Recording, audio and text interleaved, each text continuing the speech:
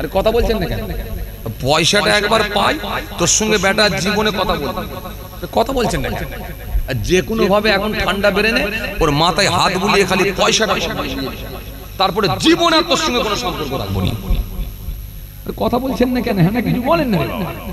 কিলি ঝগড়া হয়েছে, কিলি হয়েছে, বাড়ি করবেন, পিলার পুঁতেছেন, এখন পিলারটা দেখা যাচ্ছে, যেখানে পুঁতেছেন দেখা যাচ্ছে পাশের বাড়ির লোক আপত্তি করছে, ঝগড়া মনোমালিন্য।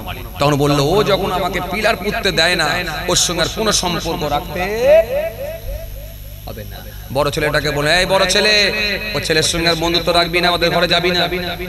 কথা বলছেন না কেন? এই ছোট ছেলেকে, ছোট ছেলে, ওদের বাড়িতে যাবি না, আর ও ছেলের সঙ্গে মিশবি না, সম্পর্ক শেষ, সম্পর্ক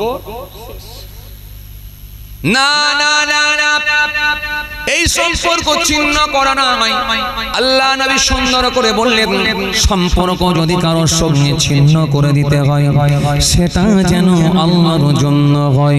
তোমার পাড়ার একটা কোনো ছেলে, কোনো একটা ছেলে, তোমার পাড়ার একটা কোনো ছেলে, সে দেখা যাচ্ছে মদখোর হয়ে গেছে। শুনছেন কথা? এই কথা শুনছেন? মাতাল হয়ে গেছে, প্রত্যেক দিন রাতের বেলা রাত 11:30 12টার সময় এসে গ্রামে মাতলামি করে, মা বোন তুলে গালাগালি দেয়, দরজায় ঠোকা মারে, পাড়ার মানুষরা তার উপর রুষ্ট হয়ে গেছে, পাড়ার মানুষরা তার উপরে বড় কষ্ট পাচ্ছে। ও বাবাজি আমার ভাইরা, ভালো করে শুনে রাখো, এই মানুষটাকে প্রথমে তোমরা যেন সম্পর্ক ছিন্ন করে দিও না। নবী বললেন, অন্যায় কাজ দেখলে আমি রাসূল বলছি একবার প্রতিবাদ করো, প্রতিবাদ করো। কোথা থেকে মদ খাচ্ছে? যদুরাটি মরে যে মদ খাচ্ছে, ওই মদের দোকানটা গিয়ে ভেঙে দাও। এখানে একটা লোক আছেন, পারবেন? যদুরাটি মোর মাথায় গিয়ে মদের দোকানটা ভেঙে দেবেন, এই ক্ষমতা কি কারোর আছে? কথা বলে হ্যাঁ ও নেই নাও নেই, যে হুজুর পারবো না এটা তো বলতে হবে। তাহলে যদি বলেন হ্যাঁ হুজুর পারবো, তাহলে আমি দেখবো। প্রশাসনকে যে যেন বলুনি যে মাহফুজুল্লাহ হুজুর বলেছে তাই ভাঙতে এসেছি, এটা বলবেন। কথা বোঝে না, পুলিশ যখন ধরে নিয়ে যাবে তখন যেন খালি বলে দিউনি যে মাহফুজুল্লাহ হুজুর বলেছে বলে হাত দিয়ে ভাঙতে, তাই ভাঙতে এসেছি, এটা বলবেন। তুই বলবি নিজে ভাঙতে পারবে? কিছুই বলে না তো, ওই যে ভাঙা যাবে, মদের ঠেক ভাঙা যাবে, হাত দিয়ে ভাঙা যাবে, কথা কননি কেন? ভাঙা যাবে? আমি তো আছি এখনো স্টেজে, কিছুতে একটা ব্যবস্থা হবে ইনশাআল্লাহ। হ্যাঁ না কিছু বলতে হবে তো। বলছি হাত দিয়ে কি ভাঙা যাবে? যাবে না তো? যাবে না।